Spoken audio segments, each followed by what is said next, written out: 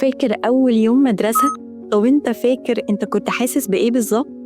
وأنت نازل كده وبيشترولك هدوم المدرسة وقاعد حاضن الهدوم وقاعد بتتفرج على حاجتك والكوتشي.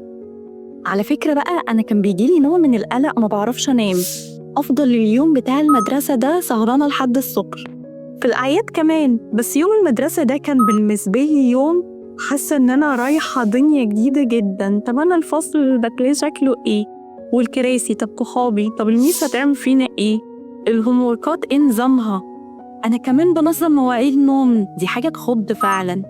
بس الغريب هنا بقى إن إحنا زمان أمهاتنا ما كانش حد بيجي يقول لنا اطمنوا ده اليوم هيعدي كويس.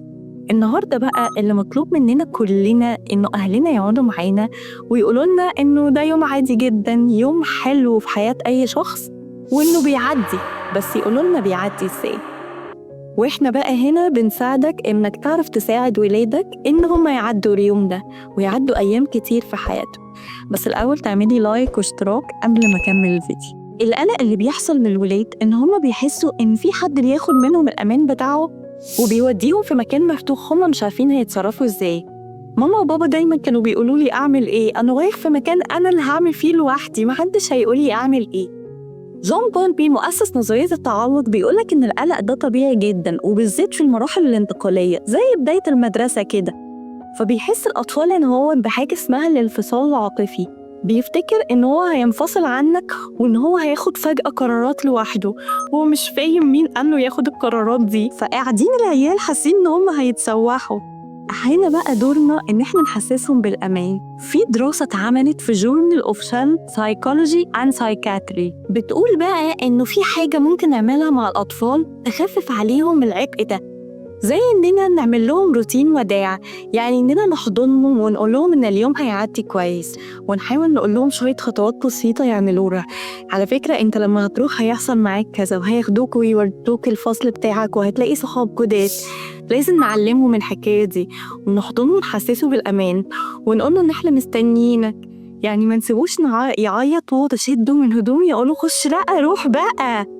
أكيد مش هنعمل كده، إحنا نحاول نطمنهم بالراحة ونقول لهم إن اليوم هيعدي كويس، وإنت لما ترجع هتلاقيني مستنياك وعندنا لك الأكل اللي بتحبه. على فكرة نحاول كمان نوريهم اللانش بوكس والألوان والأدوات، نحاول نفرحهم الحاجات البسيطة دي فيبدأوا يفرحوا معانا، يحسوا إنه في حاجة مبهجة في الموضوع. في واحدة من صحابي قالت لي أنا أول لما بيجي عليا الوقت بتاع المدارس ده بشم ريحة المدارس فبيجيلي اكتئاب. فحسيت إنه هو المدارس ليها ريحة يا جماعة. فهمت كويس مشاعرها، إن هي حاسة إنه الإحساس بتاع المدارس والروتين هي بدأت تحس بيه، لأن هو بيجي في طقس معين وجو معين، فما بالك الأطفال، إحنا الأمهات بنحس الإحساس ده. فعشان نطمن ولادنا إنه مفيش روتين في المدرسة، لأ إحنا هنعمل حاجات جديدة وهنروح أماكن جديدة، بص إحنا شاريين حاجات حلوة إزاي وهنخرج أيام المدرسة. نحاول نساعدهم يفهموا مشاعرهم إذا كان إحنا معرفناش نعبر عن مشاعرنا. تاني حاجة ولادك بيعدوا بيها في المدارس، وهي إن هم عندهم ضغط اجتماعي، داخلين في دوشة وفي عيال كتير حواليهم بتجري وحاسين إن هم مش هيعرفوا يتعاملوا. خلي بالك إن إحنا ككبار لما بنيجي نبقى رايحين عشان هنعمل برزنتيشن بنبقى قلقانين جدا من الضغط الاجتماعي، إحساس إن إحنا رايحين قدام ناس كتير قوي وهننجح نفشل. ولادك كمان بيحسوا نفس الإحساس، بس هم صغيرين، تخيل أنت كبير مش عارف تتحكم في مشاعرك، هم بقى بيبقوا مش فاهمين ده. الحل هنا بقى إنك تساعديه إن هو يكون صداقات، وبالذات لو ابنك خجول بيبقى حاسس بضغط أكبر، لأن هو بيبقى حاسس إنه مش عارف يتعامل مع ده، هو مش عارف إزاي اجتماعياً هيعرف وسط كل الناس دي يدخل المدرسة ويقعد في مكان ويعمل صداقات ويبص للناس وهو مش مكسوف. فحاولي إنك لما تروحي أول يوم مدرسة تروحي معاه وتشوفي الكلاس بتاعه وتشوفي صحابه وتحاولي تصاحبيه على حد، تحاولي تحطيه في مكان آمن فيبدأ يحس بخطوات صغيرة إن هو فاهم الصداقات دي بتتكون إزاي. يعني إزاي أقول للناس هاي. أنا هقول لكم حاجة كلنا بنعملها غلط، إن إحنا بنفهم ولادنا إن هم لو فشلوا في المدرسة هم فشلوا في الحياة، وده مش حقيقي. هم لو فشلوا في المدرسة أو فشلوا في ترم معين فهم عندهم فرصة تانية يحاولوا. فإحنا لازم نشجعهم إن المدرسة دي مرحلة بناء، يعني احنا نفهمهم كويس قوي ان انت بتنمو من خلال المذاكرة، مش لو سئلت على فكرة هتبقى خلاص كده فشلت، وانت اكيد مش حابب تبقى فاشل. اكيد مش هكلم ابني باللغة دي، لانه على فكرة اللغة بتفرق. يعني احنا لما بنيجي نكلم ولادنا بطريقة معينة بنزرع فيهم حاجات معينة، بمعنى اني لما اجي اقول له انت لو نجحت انا هحبك، يبدأ يفتكر ان هو النجاح مرتبط بالحب.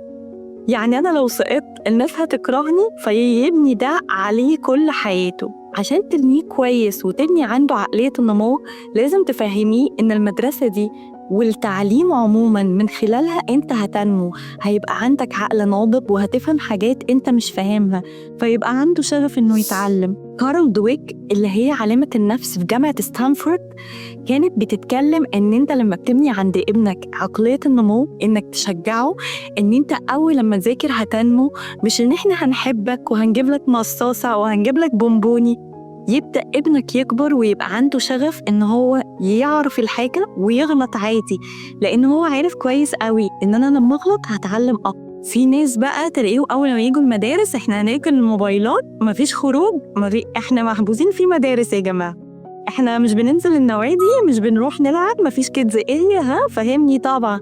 هنشيل بقى كل اللعب تحت السرير، مش هتشوفها إلا في الأجازة. تبدأ العيال تحس إنه أيام المدرسة دي أيام تجدير، وماما مش حاجة إن هي تزعق. لأ طبعاً، إحنا لازم نعلم ولادنا إنه أيام المدارس دي أيام حلوة، بس إحنا بنوازن بين ده وبين ده. يعني إيه رأيك لو خلصت مذاكرة أنا هخليك تلعب بالتابلت ساعة؟ طب إيه رأيك لو خلصت مذاكرة النهاردة بدري أنا هاخدك وننزل نتمشى؟ طب إيه رأيك لو خلصت مذاكرتك بتاعت الأسبوع كله أنا هاخدك ونروح النادي؟ فيبدأ ابنك يحس إنه بعد كل عمل شاق أو عمل جاد إن أنت بتاخده وترفهه، ما يحسش إنه الحياة مادام في ضغوط يبقى إحنا مضغوطين بس. فهنا بقى العيال هتجري مش هتقعد معاك. وعلى فكرة ده مش كلام تهريج، دي دراسة اتعملت في مركز هارفارد لبناء الطفل، وده معناه إن ده كلام علمي، ده مش كلامي أنا. في دراسة تانية اتعملت في 2018 بتقول إنه إحنا لما بنسيب الطفل يلعب نص ساعة خلال اليوم الدراسي بتاعه، فده بيرفع من استيعاب الطفل، لأنه بيقلل القلق اللي عنده ناحية الدراسة، بيقلل القلق عنده ناحية الأشياء حواليه أصلاً، لأنه بيفصله عن الواقع اللي أنت مخليه مركز معاه. خليش طفلك يركز قوي. في 3 علامات أنا عايزاك تاخد بالك منهم. لو ابنك ساكت ومش بيتكلم، أو لو مش بيعرف ينام قبل المدرسة، أو حتى لو تعرض للتنمر، لازم يكون في نص ساعة بنتكلم فيها مع أولادنا نفهم كل اللي عدوا بيه، لأنه في دراسة اتعملت إنه التنمر ده بيفضل مع الطفل حتى لما يكبر، فلازم نفهم القلق بتاع ولادنا جاي منين، لأن دي حاجة هتفضل معاهم طول العمر مش بس من المدرسة. أنا عايزة أقولك إن أنا كوتش مديحة، وبقدم لك شوية نصايح تساعدك في الحياة، تساعدك إنك تكون الشخص اللي تكون. اتكلم معاك في كل اللي أنت نفسك تتكلم فيه. اكتب لنا في الكومنتات أنت إيه اللي أنت كنت تعدي بيه في المدرسة، إيه الصعب بالنسبة لك كأم أو كأب، إيه الحاجات اللي أنت نفسك تتكلم فيها مع أولادك بس مش عارف توصلها له إزاي. اكتبي في الكومنتات وأنا هساعدك. لو وصلت لهنا اعملي لايك واشتراك. باي باي.